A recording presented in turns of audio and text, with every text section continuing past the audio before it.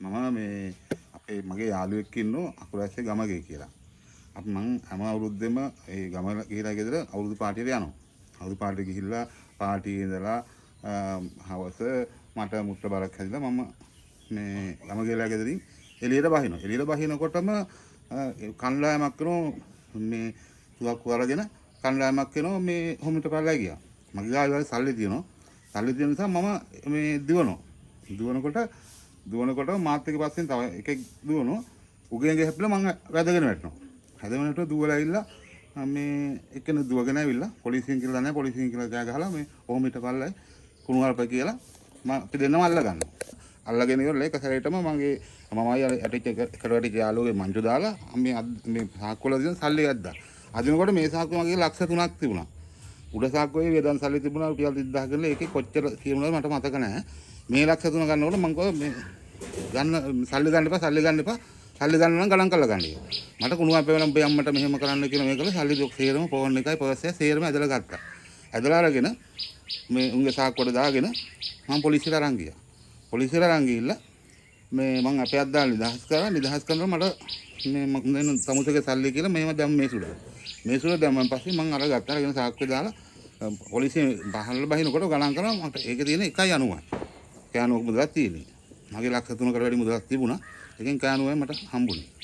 මේ අපි පොලිසිය දැන් අල්ලගෙන හෑන්ඩ් කප් දාලා ගෙනිනකන් දන්නේ නැහැ පොලිසියේ කියලා. පොලිසිය ඇතුළට ගෙනියනොත් තමයි පොලිසිය කියලා දන්නේ. එතකන් දන්නේ නැහැ. මේ පොලිසිය ඇතුළට ගෙනියන්නේ මේ පොලිසියට ගෙනිච්චෙත් එතන තියෙන වෑන් එක. පොලිසි වාහනයක නෙමෙයි. එතන තියෙන වාහනයක කතා කරගෙන තමයි එතෙන්ට ආපු ගම ගිහලා ගෙදරට ආපු පාටිට ආපු යාළුවෝ වාහනයක තමයි මේ ගෙනිච්චේ පොලිසියට අතරන් ගිහින්. නැත්තම් ඉතින් අපි දන්නේ නැහැ මංකොල්ල කාර්යද පොලිසියද කියලා දන්නේ නැහැ. සිවිල් පිට ආවේ. මංකොල්ල කාර්යය කියලා හිතාගෙන තමයි මම දීුවේ. අලුත් අවුරුද්දර ගමගේ කියන අපේ යාළුවෝලා ගෙදරට ගියා පාටියකට. පාටිය ඉඳලා ඉවර වෙලා එනකොට කවුද දන්නේ නැහැ වේපන් අරගෙන සිවිල් පිට කියලා ඇවිල්ලා අපි අල්ලගත්තා. අල්ල ගන්න හදනකොට අපි දුවන්නේ නැතුව දුවනකොට අපි වැටෙනකොට අය අල්ලගෙන අපිට දෙක තුනක් ගැහුවා. මායි තව ලොකු අයියයි කියන අපේ යාළුවෙක් හිටියේ කිරිමැටි මුල්ලේ. එයයිත් එක්ක යන්න හදනකොට තමයි අල්ලගෙන ගැහුවේ. ගහලා අපේ අතේ තිබිච්ච සල්ලි ටික උදුර ගත්තා. ලක්ෂයකට කිට්ටු වෙන වගේ සල්ලි මගේ අතේ තිබ්බා. විනානේ කරන් ගිහිල්ලා කෙලිම ගෙනිහිල්ලා මේ ලියලා කූඩුවට දැම්මා. එහෙම. කූඩුවට දාලා ටික වෙලාවක් ඉන්නලා අපේ ආයි එන්නේ කියලා ළඟ තියෙන පොඩි මුදලක් අපිට දුන්නේ. කීයක් දුන්නේ? රුපියල් 20000ක් වගේ පොඩි මුදලක් තමයි අපිට දුන්නේ. මේක තියාගනින්නයි. තියාගනින්නයි කියලා යායි කූඩුවට දැම්මා. කිව්වා ඉන්න යාළුවන්ට කියන්න එපයි කියලා කිව්වා. අපි දීපු මුදල ඊට පස්සේ ප්‍රශ්නයක් වෙයි කියලා.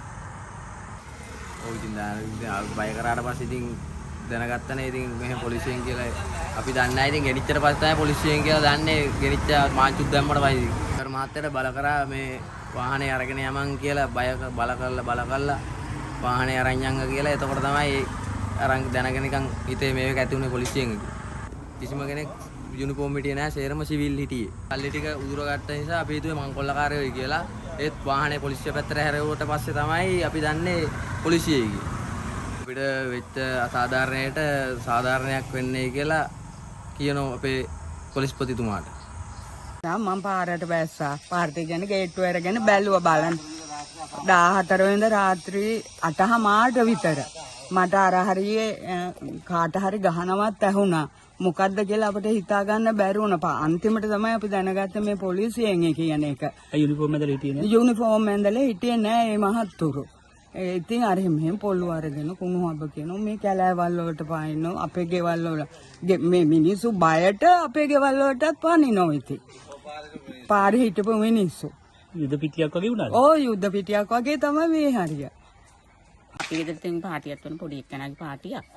ඉතින් අපි කෑම බීම ලැහැත්ති කරලා කට්ටියත් අපේ ගෙදර හිටියේ. ඉතින් දුවගෙන මෙහෙම පොලිසියෙන් අපි දන්නේ නැහැ පොලිසියෙන් බව.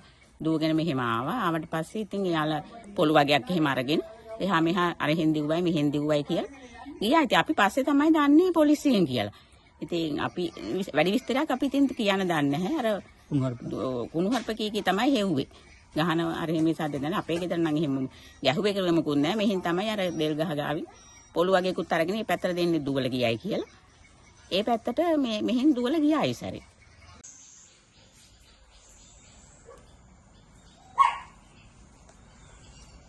පුසිපත යන් දිගන ඉවතර මේ කරන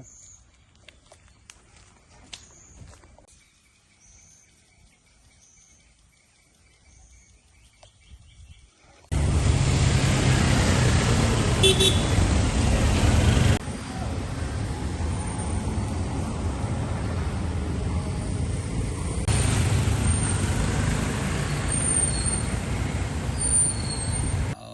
සුධර්මාවතේ මගේ නම බමුණා විටගමගේ පත්මතිලක සිංහල අලුත් අවුරුද්ද ඊයේ 14 වෙනිදා අපේ ගෙදර පාටියක් තිබුණා. ඒ කියන්නේ මගේ යාළුවෝ හැම පැත්තෙම එනවා හැම අවුරුද්දකම එනවා. ඒක අකුරස ගොඩක් කට්ටිය දන්නවා. ඇවිල්ලා මේ කාල බිල විනෝද වෙලා යනවා. එහෙම ආපු දවසේ ඊයේ හැන්දෑවේ රෑ 7:00ට විතර මේ අකුරසේ පොලිසියෙන් ත්‍රිවිල් එකක් ඇවිල්ලා 4 දෙනෙක් ඇවිල්ලා මගේ යාළුවෝ යන්න ගෙදර යන්න අර එහෙම පිටත් වෙච්ච කට්ටිය දවල් ආපු කට්ටිය පිටත් වෙන හිටපු යාළුවෝ ඔක්කොම හිටියා 40ක් විතර වගේ. ඒ කණ්ඩායමෙන් ඒ හිටපු කට්ටියගෙන් 8 දෙනෙක් විතර වගේ අල්ලගෙන ඒ 8 දෙනාගේ 3 දෙනෙක් ගාව සල්ලි තිබුණා. අපි ඉතින් අවුරුද්දට මෙහෙම කාඩ් සෙල්ලම් කරනවා. උදේවරුේ කාඩ් සෙල්ලම් කරා, හවස් සෙල්ලම් කරේ නැහැ. ඒ වෙලාවක තමයි මේ අකුරස් පොලිසියෙන් කියලා ආයුධ අරගෙන ආවේ සිවිල් ඇඳුමේ දරච්ච 4 දෙනෙක් ඇවිල්ලා ඉඳපු කට්ටියගෙන් 8 දෙනෙක් ත්‍රිවිල් වල මේ ඉඳපු කට්ටිය 8 දෙනෙක් අල්ලගෙන මේ 3 දෙනෙක් ගාව සල්ලි තිබුණා. 3 දෙනෙක්ගෙන් කියන්නේ එක යාළුවෙක් බයිසිකලෙන් යන ගමන් එයාගේ නවත්තලා බයිසිකල් යතුරු ඔෆ් කරලා එයාගේ කුඩ සාකුවට රුපියල් 50000ක් අරගෙන තිබුණා. තෙලිජ්ජල මගේ යාළුවෙක්ගේ මල්ලි කෙනෙක්ගේ. ඊට පස්සේ තව යාළුවෙක්ගේ ලක්ෂ 4කට කිට්ටු වෙන මුදලක් 4කට වැඩි මුදලක් තිබිලා තිබුණා සාක්කුවේ. යාගේ තුන මගේ යට සාක්කුවේ ලක්ෂ 3ක් තියෙනවා. උඩ සාක්කුවේ තව ඉතිවිච්ච සල්ලිත් එක්ක අරගන්නකොට යාගේ තුන මගේ සල්ලි සර් ගණන් කරලා ගන්න. නෑ ගණන් කරන්න ඕනේ අපි ඒක ගණන් කරගන්නම් කියලා එයාගෙන් සල්ලි අරගෙන සාක්කුවේ පොලිසිය ආපු නිලධාරිතුමා සාක්කුවේ දාගෙන තිබුණා. ඊට පස්සේ තව ඇල්ගිරියේ 10 කණේ මගේ යාළුවෙක් මල්ලි කෙනෙක් ඉන්න තරින්ද මල්ලි කියලා. ඒ මල්ලිගේ රුපියල් 70000ක් තිබිලා තුන අතේ. ඒ මල්ලිගේ රුපියල් 70000 එනුත් රුපියල් 50000ක් අරගෙන 20000ක් දීලා තුන පොලිසියට ගියාට පස්සේ පොලිසියට මේ කට්ටිය අරන් ගිහිල්ලා පොලිසියේදී කටයුත්තක් කරන් සකපිට අරන් ආවා කියලා පැයකට විතර පස්සේ වගේ අප දුන්නා. අප දුන්නාට පස්සේ මගේ අර ලක්ෂ 4ක් විතර අතේ තිබිච්ච යාළුවට ලක්ෂ 2ක් දීලා තිබුණා. මෙන්න මේ ලක්ෂ 2 මේක තියාගනින් කියලා. ඊට පස්සේ රුපියල් 70000 අතේ තිබිච්ච යාළුවට කියලා තුන මොකද ගෙදර කෙනෙකුට කීයක් උඹේ අතේ සල්ලි තිබුණා. එහෙම කියලා අහලා ඒක කියලා තුන මගේ රුපියල් 20000ක් තිබුණා. මම ඔන්ලයින් ක්‍රීඩා කරනවා. ඒව මේව කරනවා. මැච් වලට බැට් දානවා. එහෙම කියලා තිබුණා. එයාගෙන් රුපියල් 50000 කරා එන්න උඹේ 20000 කියලා එයාට 20000 දීලා තිබුණා. මේ එහෙම සල්ලි අරගෙන තිබුණා ඒ 3 දෙනාගෙන්. අරගෙන ඊට පස්සේ මට එන්න කියලා තිබුණා රෑ 8:00 නැත්නම් අනිත් තුන්ට අප දෙන්න නැති අර එහෙම කියලා තිබුණා. ඊට පස්සේ ආයිත් කෝල් එකක් දීලා තිබුණා මේ නෑ එයාට ඒට උදේටවත් ඇති කමක් නැtei කියලා මට. ඊට පස්සේ මම උදේ ගියෙත් නැහැ. ඊට පස්සේ කොහොම හරි ඒක නඩු නැතුව ඒ කට්ටිය සකපිටේ කියලා අරන් ගිහිල්ලා මේ පොලිසියට අරන් ගිහිල්ලා මේ අප දුන්න බෑගින් විතර පස්සේ අපි කියන්නේ මේකෙදි මේ අපේ ගෙදර එහෙම මොකක් හරි යාලේ චෝදනාවක් දාලා නැහැ. අරන් ගිහලා සකපිටේ කියලා අරන් ගිහලා අපේ ගෙදරට ආපු කට්ටිය පාරින් ඉඳලා සල්ලි අරගත් එක ගැන විමර්ශනයක් කරන්න කියන එක තමයි අපි කියන්නේ. ඒකට අවශ්‍ය සාක්ෂි ඒ සල්ලි ගත්ත අයගේ ඒ අය පොලිසියට ඉදිරිපත් වෙලා වයිසි මහත්තයාට මේ විස්තරය කියලා ඒ කියන පොඩි මෙලිකමක් දක්වනවා. නමුත් මේ මුදල් එයාලගෙන් පැහැර ගැනීමක් මංකොල්ල කෑමක් සිද්ධ වෙලා තියෙනවා. ඒ කට්ටියකින් ඒ තොරතුරු ලිඛිතව එයාලා පෞද්ගලිකව එයාලගේ වැල්ලට ගිහලා එයාලගේ තොරතුරු සත්‍ය තොරතුරු නිලධාරීන්ට දැනගන්න පුළුවන්. මම කියන්නේ මේකට අපිට මේ සාධාරණයක් සිද්ධ වෙන්න ඕන. මේ වගේ දේවල් සිද්ධ නොවෙන්න සිංහල අවුරුද්ද දවසට මිනිස්සුන්ට තියෙන නිදහස, මේ තියෙන ප්‍රශ්නත් එක්ක තියෙන මානසිකත්වයත් එක්ක තියෙන අතතියත් එක්ක මේ දේවල් නැති කරගන්න කරන දේවල් එක්ක පොලිසිය මෙහෙම වෛර බැඳගෙන වගේ කරලා මංකොල්ල කෑමක් සිද්ධ වුණේ. ඊළඟ නිදානේ මේක දැනුවත් බවක් නැති බවක් මට නම් හිතෙනවා. නමුත් ඒක ඒ ඊළඟ නිදානෙන්ටත් මේක දැනට ආරංචි වෙලා තියෙන මෙහෙම දෙයක් සිද්ධ වෙලා කියලා එයාලා කිසිම ක්‍රියාමාර්ගයක් ගත නැති නිසා තමයි මේ මීඩියා වල සහාය අරගෙන මේක ගැන පරීක්ෂණයක් කරන්නයි කියන එක ඉල්ලා සිටියේ.